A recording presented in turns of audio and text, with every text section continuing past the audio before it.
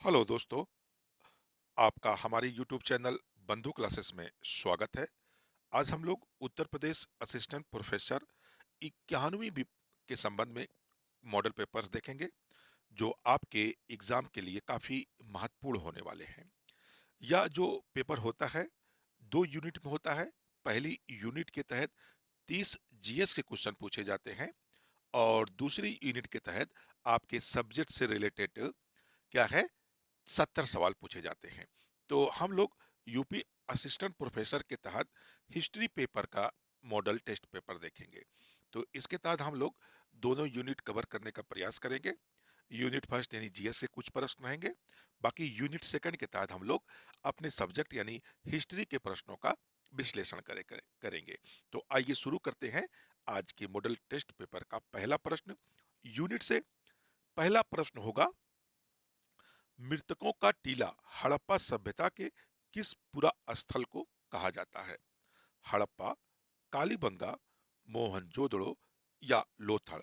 तो मृतकों का टीले की अगर हम लोग बात करें, तो जो मृतकों का टीला है, इसे मोहनजोदड़ो को कहा जाता है। यानी मृतकों का जो टीला हड़प्पा स्थल को किसके कहा जाता है? मोहनजोदड़ो को कहा जाता है। यानी आपका सही विकल्प इसमें सी होगा। क्योंकि ऐसा इसलिए कहा जाता है क्योंकि यहाँ पर जब इसकी खुदाई शुरू की गई थी, तो यहाँ पर 30 नर कंकाल प्राप्त हुए थे। कितने नर कंकाल प्राप्त हुए थे? 30 नर कंकाल प्राप्त हुए थे। इसी कारण इसे मृतकों का टीला भी कहा जाता है। अगर हम लोग मोहनजोदड़ो की बात करें, तो मोहनजोदड़ो की जो खोज हुई थी 1922 में हुई थी और इसके जो उत्खनन खर्चा या खोज करता थे राखाल दास बनर्जी थे। राखाल दास बनर्जी जो थे, इसके उत्खनन करता थे। तो यहां तक बात क्लियर हुई। आइए अगला प्रश्न देखते हैं। अगला प्रश्न है, भारतीय संविधान की निम्नलिखित विशेषताओं में से कौन सी ब्रिटिश संविधान से नहीं ली गई है? संसदीय शासन प्रणाली, मंत्री मंडल का प्रणाली शासन प्रणाली, कानून का शासन या समवर्ती सूची। तो जो संविधान के स्रोत हैं, वह कौन से स्रोत हैं जो ब्रिटिश संविधान से हमारे संविधान निर्माताओं ने नहीं लिया था? तो आपका सही उत्तर हो जाएगा डी, हो जाएगा समवर्ती सूची। समवर्ती सूची जो है, या किस संविधान से लिया गया है? तो समवर्ती सूची जो है ऑस्ट्रेलिया के संविधान से लिया गया है। तो आपका सही उत्तर क्या हो जाएगा? डी वाला हो जाएगा, समवर्ती सूची हो जाएगा। अगला प्रश्न देखते हैं। अगला प्रश्न है, निम्नलिखित में से कौन सुमेलित नहीं है? लेपू लेक उत्तराखंड, नाथुला अरुणाचल प्रदेश, रोहतांग हिमाचल प्रदेश, पालघाट केरल। तो आपको बताना है कि इसमें कौन सा युग्म जो है सही सुमेलित नहीं है। तो आपका उत्तर सही हो जाएगा, बी वाला उत्तर सही हो जाएगा, नाथुला। नाथुला जो दर्रा है, यह अरुणाचल प्रदेश में ना स्थित होकर कहां पर स्थित है? सिक्किम में स्थित है। कहां पर स्थित है? तो ये सिक्किम राज्य में स्थित है। कौन सा दर्रा? नाथुला दर्रा जो है सिक्किम राज्य में स्थित है। आइए अगला प्रश्न देखते हैं। और अगला प्रश्न है, हमारा जो प्रश्न होगा वो यूनिट 2 शुरू होगा। अब इसके तहत हम लोग हिस्ट्री से महत्वपूर्ण प्रश्नों का प्रैक्टिस करेंगे। तो पहला प्रश्न है, निम्नलिखित स्मारकों को आरंभिक काल में उनके ऐतिहासिक कालक्रम में रखें। जैसे पहला मकबरा दिया हुआ है चश्मे नूर अजमेर, बीबी का मकबरा औरंगाबाद, इत्मादुद्दौला का मकबरा आगरा, बेगम शाही मस्जिद लाहौर। नीचे दिए गए कूट से आपको सही उत्तर चुनना है। तो पहले हम लोग देख लेते हैं बेगम शाही मस्जिद। इसका निर्माण सबसे पहले जहांगीर के काल में हुआ था, 1611-14 के बीच। यानी बेगम शाही मस्जिद का निर्माण 1611-14 में हुआ था। 1611-14 ईस्वी में इस मस्जिद का निर्माण औरंगजेब के जहांगीर के शासन काल में करवाया गया था। दूसरी बात अगर करें तो नूर चश्मे नूर मस्जिद, इसका निर्माण भी जहांगीर ने करवाया था और यह जो है 1612 में शुरू हुआ था। अगला प्रश्न, अगली बात करते हैं तो एतमादुद्दौला का मकबरा, ये भी जहांगीर के कार्यकाल में हुआ था और इसका जो निर्माण था जहांगीर नूरजहां ने करवाया था।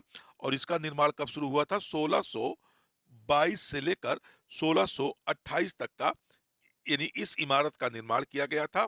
और बीबी का जो मकबरा औरंगाबाद महाराष्ट्र में स्थित है, इसका निर्माण औरंगजेब ने 1651 से 61 में किया था। कब किया था? 1651 और 61 के मध्य इसका निर्माण किया गया था। तो अब हम देख लेते हैं, सबसे पहले डी हो जाएगा, फिर उसके बाद ए हो जाएगा, उसके बाद सी हो जाएगा, फिर बी हो जाएगा। तो इसमें हमारा कौन सा उत्तर सही हो जाएगा? डी, ए, सी, बी। तो आपका सही उत्तर हो जाएगा, सी वाला आपका सही उत्तर हो जाएगा।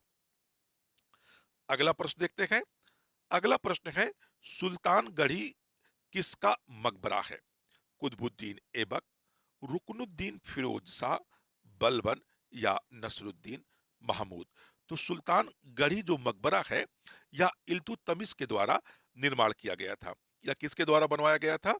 इल्तुतमिश के द्वारा 1231 से 32 के बीच, यानी 1231 32 के बीच इसका निर्माण इल्तुतमिश के द्वारा करवाया गया था। किसकी याद में करवाया गया था? तो यह अपने पुत्र नसरुद्दीन महमूद की याद में करवाया था। नसरुद्दीन महमूद जो है, यह इल्तुतमिश का सबसे बड़ा पुत्र था और इसकी जो मृत्यु हुई थी 1229 में मंगोलों के साथ लड़ते हुए इसकी मृत्यु हो गई थी। तो इसी की याद में इल्तुतमिश के द्वारा 1231-32 के बीच सुल्तानगढ़ी का मकबरे का निर्माण करवाया जाता है। तो आपका सही उत्तर हो जाएगा, डी वाला उत्तर सही हो जाएगा, नसरुद्दीन महमूद का ये मकबरा है। अगला प्रश्न देखते हैं। अगला प्रश्न है, कुछ थोड़ा सा इसमें सेंटेंस बड़ा दिया हुआ है, लेकिन देखते हैं। ऐसे ही क्वेश्चन आजकल पूछा जा रहा है। तो देखिए, खिज खां और मलाइके जहां दावतरे उड़ाने और रंगरेलियां मनाने में लगे रहते थे और सुल्तान के इलाज और तीमारदारी पर कतई ध्यान नहीं दे रहे थे। सुल्तान को लगा कि उनकी बीमारी की वजह उनके द्वारा की जा रही उपेक्षा ही है और उनका दिल टूट गया। उसने खुद को उनसे बिल्कुल अलग थलग कर लिया। यह कथन किस सुल्तान के बारे में है और उस स्रोत का क्या नाम है? तो एक तरफ आपको स्रोत दिया हुआ है, दूसरी तरफ आपको क्या दिया गया है? सुल्तान का नाम दिया गया है। जैसे तारीखे फिरोज शाही बलवन। दूसरा विकल्प दिया हुआ है तारीखे फरिश्ता अलाउद्दीन खिलजी। तीसरा विकल्प दिया हुआ है तारीखे मोहम्मद मुबारक शाही मुबारक शाह खिलजी। चौथा विकल्प है तुगलकनामा कियासुद्दीन तुगलक। तो यह कथन किस स्रोत में मिलता है और किस सुल्तान के बारे में दिया गया है? तो यह जो सुल्तान है, आप जानते हैं कि ये आपका हो जाएगा तारीखे फरिश्ता। जो तारीखे फरिश्ता पुस्तक है, इसमें अलाउद्दीन खिलजी के बारे में ऐसी बातें लिखी गई हैं। तो आपका सही उत्तर क्या हो जाएगा? बी वाला हो जाएगा, तारीखे फरिश्ता अलाउद्दीन खिलजी हो जाएगा। अगला प्रश्न देखते हैं। अगला प्रश्न है, अलीवर खान निम्नलिखित भवनों में से किसका वास्तुकार था? हसन खान सूर का मकबरा, शेर शाह सूरी का मकबरा, अधम खान का मकबरा या हुमायूं का मकबरा। नीचे दिए कूट्स में से सही उत्तर चुनना था। एक और दो सही है, तीन चार सही है, एक और तीन सही है या दो और चार सही है। तो अलीवर खां जो क्या था? एक वास्तुकार था। इसी के नेतृत्व में हसन खां सूर का मकबरे का निर्माण किया गया और शेर शाह सूरी के मकबरे का भी निर्माण किया गया था। अगर हम हसन खान सूर की बात करें तो यह शेर शाह सूरी का पिता था। तो यह आपका राइट आंसर क्या बन जाएगा? ए वाला हो जाएगा, यानी एक और दो।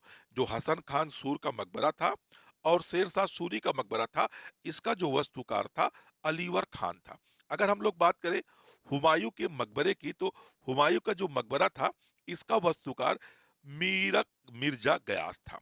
हाँ, यही हम ध्यान दे लेते हैं। मीरक मीरक मिर्जा मीरक मिर्जा गयास था। इसका जो वास्तुकार था मिर्जा मिर्जा गयास था। इसका जो हुमायूं का मकबरा दिल्ली में स्थित है, जिसे हाजी बेगम ने बनवाया था, इसका जो वास्तुकार था मीरक मिर्जा गयास था। तो आइए हम लोग अगला प्रश्न देखते हैं। अगला प्रश्न है, रोहतासगढ़ दुर्ग का निर्माण हुआ था शेर शाह के शासनकाल में, फिरोज तुगलक के शासनकाल में, अकबर के शासनकाल में या बाबर के शासनकाल में। तो रोहतास दुर्ग जो था यह भारत के उत्तर पश्चिम सीमा पर इसका निर्माण किया गया था, और इसका निर्माण जो था शेर शाह के शासनकाल में किया गया था। और ये जो था रोहतास दुर्ग अगर निर्माण की बात करें तो उत्तर पश्चिम सीमा के सुरक्षा के लिए शेरशाह सूरी द्वारा इसका निर्माण कराया गया था। यह इस किले का निर्माण से उत्तर पश्चिमी सीमा पूरी तरह से क्या हो गई थी, सुरक्षित हो गई थी। अगर हम शेरशाह के शासन की बात करें तो शेरशाह का जो शासन काल था वह 1540 से लेकर, यानी 1540 से लेकर 1545 तक का शेरशाह सूरी जो है भारत पर शासन करता है।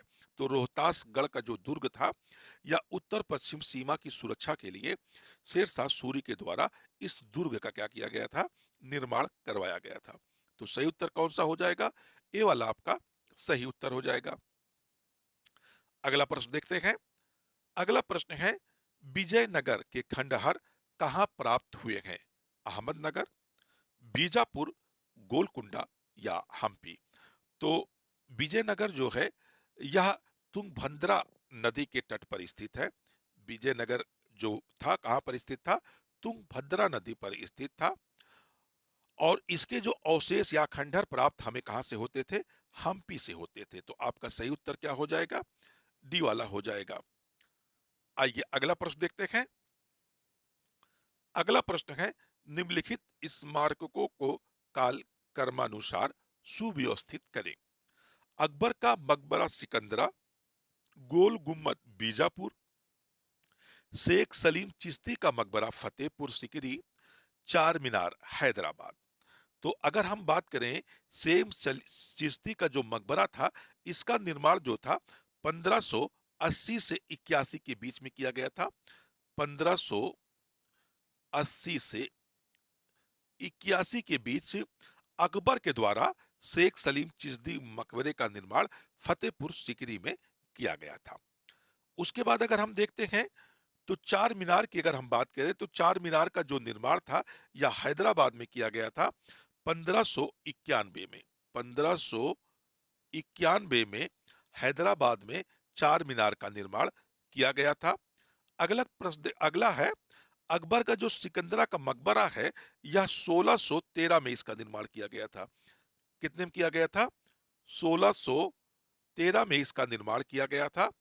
और उसी तरह से गोल गुम्बद की अगर हम लोग बात करें तो इसका निर्माण 1656 में किया गया था। कब किया गया था, 1656 में गोल गुम्बद का निर्माण बीजापुर के शासक, बीजापुर में यानी वर्तमान कर्नाटक में इसका निर्माण किया गया था।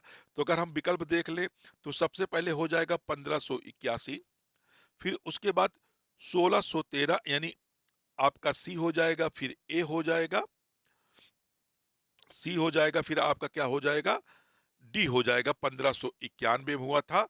फिर उसके बाद आपका सी हो जाएगा शेख सलीम चिश्ती यानी 1613 में, फिर डी हो जाएगा 1656 में, यानी आपका सही उत्तर हो जाएगा कौन सा, बी वाला आपका सही उत्तर हो जाएगा।